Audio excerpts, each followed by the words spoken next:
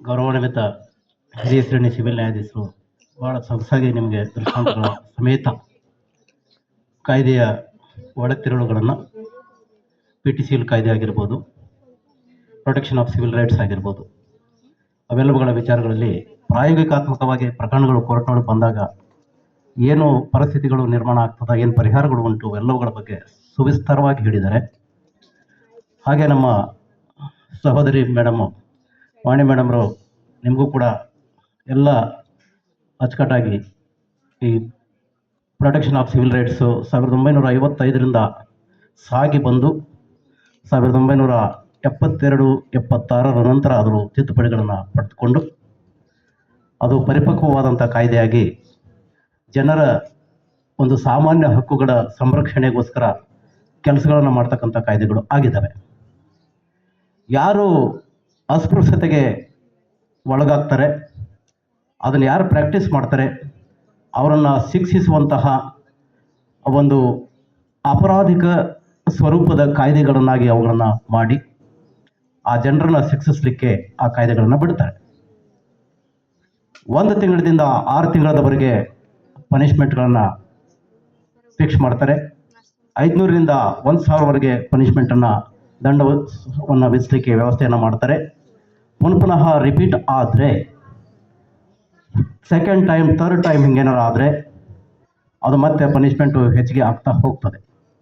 ಇವೆಲ್ಲ ವಿಚಾರಗಳು ಆ ಅನ್ಟಚಬಿಲಿಟಿ ಅಫೆನ್ಸ್ಗಳು ಯಾವ ರೂಪದಲ್ಲಿ ಆಗ್ಬೋದು ಅನ್ನುವಂಥ ವಿಚಾರಗಳನ್ನು ಗಮನಿಸಿಕೊಂಡಾಗ ದೇವಸ್ಥಾನಗಳಿಗೆ ಪ್ರವೇಶವನ್ನು ನಿರಾಕರಿಸ್ತಕ್ಕಂಥದ್ದು, ಹೋಟೆಲ್ಗಳಿಗೆ ಪ್ರವೇಶಗಳನ್ನು ನಿರಾಕರಿಸ್ತಕ್ಕಂಥದ್ದು, ಸ್ಕೂಲ್ಗಳಲ್ಲಿ ತಾರತಮ್ಯಗಳನ್ನು ಮಾಡ್ತಕ್ಕಂಥದ್ದು ಮತ್ತು ಇನ್ಯಾವುದೇ ಸರ್ಕಾರಿ ಸೇವೆಗಳಲ್ಲಿ ಅವರಿಗೆ ತಾರತಮ್ಯಗಳನ್ನು ಉಂಟು ಮಾಡ್ತಕ್ಕಂಥದ್ದು, ಸೋಷಿಯಲ್ ಡಿಸೆಬಿಲಿಟೀಸ್ ಅಂತ ನಾವೇನು ಕರಿತೀವಿ, ಆ ಒಂದು ವಿಚಾರಗಳನ್ನು ಹೋಗಲಾಡಿಸೋದಕ್ಕೋಸ್ಕರ ಮಾಡ್ತಾರೆ. ಇವೆಲ್ಲವುಗಳನ್ನು ಯಾಕೆ ಮಾಡಿದ್ರು ಅನ್ನುವಂಥ ವಿಚಾರ ನಮ್ಮ ಭಾರತ ಸಂವಿಧಾನದ ಏನು ಮುಖಪುಟ ಏನು ಪ್ರಿಯಂಬಲ್ ಇದೆ, ಆ ಪ್ರಿಯಂಬಲ್ದಲ್ಲಿ ಎಲ್ರಿಗೂ ಸಮಾನವಾದ ಅವಕಾಶಗಳನ್ನು ಕೊಡಬೇಕು ಮತ್ತು ಸಾಮಾಜಿಕ ನ್ಯಾಯವನ್ನು ತರಬೇಕು ಅಂತಕ್ಕಂಥದ್ದು, ಆರ್ಥಿಕವಾಗಿ ಆಗಿರ್ಬೋದು, ರಾಜಕೀಯವಾಗಿ ಆಗಿರ್ಬೋದು ಮತ್ತು ಎಲ್ಲ ಸಾಮಾಜಿಕವಾಗಿ ಆಗಿರ್ತಕ್ಕಂಥ ನ್ಯಾಯವನ್ನು ಒದಗಿಸಿ ಸಮಾನ ನೆಲಗಟ್ಟಿನ ಒಳಗೆ ಸಮಾಜವನ್ನು ನಿರ್ಮಾಣ ಮಾಡುವುದರೆಡೆಗೆ ಸರ್ಕಾರ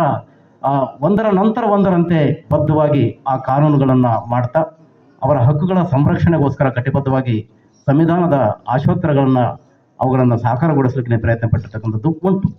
ಹಾಗೆಯೇ ನಾವು ಅವುಗಳನ್ನು ಅನುಷ್ಠಾನ ಮಾಡ್ತಕ್ಕಂಥ ವಿಚಾರಗಳಲ್ಲಿ ಕೆಲವು ಸಂದರ್ಭಗಳಲ್ಲಿ ಎಡವಿದ್ದೀವಿ. ಆ ಅನುಷ್ಠಾನದ ಪ್ರಕ್ರಿಯೆಗಳು ಪರಿಣಾಮಕಾರಿ ಆದಾಗ ಮಾತ್ರ ಮತ್ತು ಜನ ಜಾಗೃತಿ ಆದಾಗ ಮಾತ್ರ ಅವುಗಳ ಬಗ್ಗೆ ಅರಿವು ಬರ್ತದೆ, ಆ ಹಕ್ಕುಗಳ ಬಗ್ಗೆ ಅರಿವು ಬರ್ತದೆ. ಸೊ ನಮಗೆ ಈಗ ಇವೆಲ್ಲ ತಾರತಮ್ಯಗಳನ್ನು ಉಂಟು ಮಾಡಲಿಕ್ಕೆ ಕಾಯ್ದೆ ಒಳಗೆ ವ್ಯವಸ್ಥೆ ಇಲ್ಲ ಅನ್ನುವಂಥ ವಿಚಾರ ಜನರಿಗೆ ತಿಳಿಸಬೇಕಾಗಿರ್ತಕ್ಕಂಥದ್ದು ನಿಮ್ಮೆಲ್ಲರ ಕರ್ತವ್ಯ ಆಗಿರ್ತದೆ. ಅದನ್ನು ಜನರಿಗೆ ಮುಟ್ಟಿಸಬೇಕು ಅನ್ನುವಂಥ ವಿಚಾರದ ಕಾರಣದಿಂದ ಇಂತಹ ಸಾಕ್ಷರತಾ ಕಾನೂನು ಅರಿವು ಕಾರ್ಯಕ್ರಮಗಳನ್ನು ನಾವು ಹಮ್ಮಿಕೊಳ್ತಕ್ಕಂಥದ್ದು ಅದರ ಔಚಿತ್ಯದ ಒಂದು ಭಾಗವಾಗಿರ್ತದೆ. ಆ ಕಾರಣದ ನಾತಿಯಿಂದ ಇವತ್ತು ನಾವು ಈ ಕಾರ್ಯಕ್ರಮಗಳನ್ನು ಹಮ್ಮಿಕೊಂಡಿದ್ದೀವಿ. ಸಾಕಷ್ಟು ವಿಚಾರಗಳನ್ನು ಇಲ್ಲಿ ಚರ್ಚೆ ಮಾಡಲಾಗಿದೆ.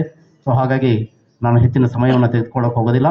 ನೀವು ನಾಳೆ ಲಾ ಕಾಲೇಜ್ ವಿದ್ಯಾರ್ಥಿಗಳಾಗಿ ನೀವು ಕೋರ್ಟನ್ನು ಪ್ರವೇಶ ಮಾಡಿದ ನಂತರ ನಿಮ್ಮ ಒಂದು ಏನಂತಂದರೆ ಆಶಯ ಏನಾಗಿರ್ಬೇಕಪ್ಪ ಅಂತಂದರೆ, ಸಮಾಜದಲ್ಲಿ ತುಳಿತಕ್ಕೊಳಗಾಗಿರ್ತಕ್ಕಂಥ ವ್ಯಕ್ತಿಗಳು ಪ್ರಕರಣಗಳನ್ನು ಕೋರ್ಟ್ಗೆ ತೆಗೆದುಕೊಂಡು ಬಂದಾಗ ಅವರ ಯಾವ ಸ್ವರೂಪದ ಹಕ್ಕುಗಳು ಉಲ್ಲಂಘನೆ ಆಗಿದೆ ಅನ್ನುವಂಥ ವಿಚಾರಗಳಲ್ಲಿ ಡಯಾಗ್ನೋಸ್ ಮಾಡಿಬಿಟ್ಟು ಅವುಗಳಿಗೆ ಪರಿಹಾರಗಳನ್ನು ಏನು ಸೂಚಿಸಬೇಕು ಅನ್ನುವಂಥ ವಿಚಾರದಲ್ಲಿ ನೀವು ಆ ಕಾಯ್ದೆಗಳನ್ನು ಓದಿಕೊಂಡು ಪರಿಚಯ ಮಾಡಿಕೊಳ್ಬೇಕಾಗ್ತದೆ. ಇದು ವಿದ್ಯಾರ್ಥಿಗಳ ಕಾನೂನು ವಿದ್ಯಾರ್ಥಿಗಳ ಆದ್ಯ ಕರ್ತವ್ಯಗಳನ್ನು ಕೂಡ ಹೌದು.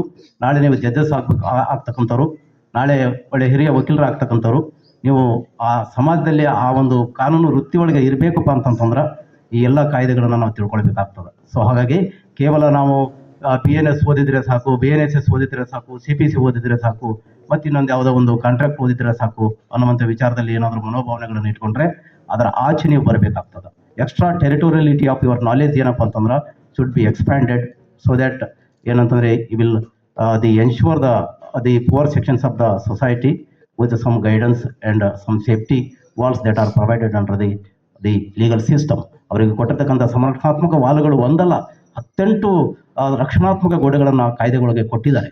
ಅವನ್ನ ನಾವು ಪರಿಚಯ ಮಾಡ್ತಕ್ಕಂಥ ಕೆಲಸವನ್ನು ನಾವು ಮಾಡಬೇಕಾಗ್ತದೆ. ನಾವು ಕಾನೂನನ್ನು ವಿದ್ಯಾರ್ಜನೆ ಮಾಡಿದ್ದಕ್ಕೆ ಸಾರ್ಥಕ ಆಗ್ತದೆ. ಸೊ ಆವಾಗ ಏನಪ್ಪ ಅಂತಂದರೆ ಜನರಿಗೆ ಆ ವಿಷಯ ಮುಟ್ತದೆ. ನಿಮಗೆ ಆ ಆ ಒಂದು ವಿಷಯವನ್ನು ಮುಟ್ಟೋದಕ್ಕೆ ನಿಮಗೆ ಅದೊಂದು ಪುಣ್ಯ ಹತ್ತದ ಅನ್ನುವಂಥ ಒಂದು ವಿಚಾರದಲ್ಲಿ ಹೇಳ್ತಾ, ಸೊ ನೀವೆಲ್ಲರೂ ಈ ಕಾಯ್ದೆಗಳನ್ನು ಪರಿಚಯ ಮಾಡ್ಕೊಳ್ಳಿ, ಅವುಗಳನ್ನು ಓದ್ಕೊಳ್ಳಿ, ಅವುಗಳ ಪ್ರಾಕ್ಟಿಕಲ್ ಇಂಪ್ಲಿಕೇಶನ್ಸ್ಗಳನ್ನು ತಿಳಿದುಕೊಳ್ಳಿ, ಜನರಿಗೆ ತಿಳಿಸಿ, ನಿಮ್ಮ ಅಕ್ಕಪಕ್ಕದ ಊರಿನವ್ರಿಗೆ ಅವ್ರಿಗೆಲ್ಲ ತಿಳಿಸಿ ಹೇಳ್ತಾ ನಿಮ್ಮ ಜ್ಞಾನವನ್ನು ಹಂಚಿ ಅಂತ ಹೇಳ್ತಾ ನಾನು 2 ಮಾತುಗಳನ್ನು ಮುಗಿಸ್ತಾ ಇದ್ದೀನಿ. ವಂದನೆ.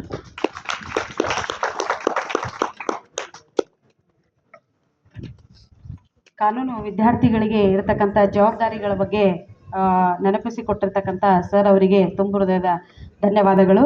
ಈಗ ಕಾರ್ಯಕ್ರಮದಲ್ಲಿ ಅಧ್ಯಕ್ಷೀಯ ಭಾಷಣ ನಮ್ಮ ಕಾಲೇಜಿನ